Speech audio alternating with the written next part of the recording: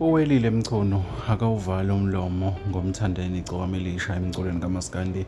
Uthi-ke umthandeni onenhliziyo enhle ukwazile ukubamba iqhaza-ke njengoba-ke eyikhulumela yena uWelile Mchunu. Angifisi le ndaba ukuthi uyizwe ngami, kodwa-ke ngifisa uyizwe ngaye mathupha kuWelile Mchunu-ke laphana-ke ebabonga kanye-ke naye-ke ukhuzana. Kodwa-ke into ehlaba abantu abaningi umxhwele ukuthi ebonge umthandeni, ekubeni-ke kuyaziwa ukuthi uWelile Mchunu-ke uwumuntu ohlezi-ke amdalapha, kodwa-ke namhlanje izinto ey'shintshile. Nanto udaba awuyizwele.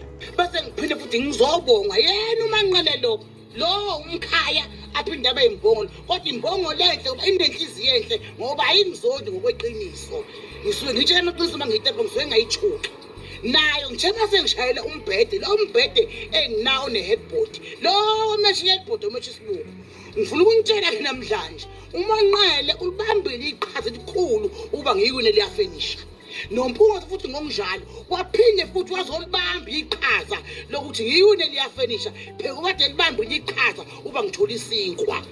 Amaqhawe ngiyabonga, abaculi ngiyabathanda, ngizoti umuntu inyakeni omusha singene kahle sidivashe emgwaqeni sijabule sibheke. Ngiyabonga, ngiyanithanda amabhinzi.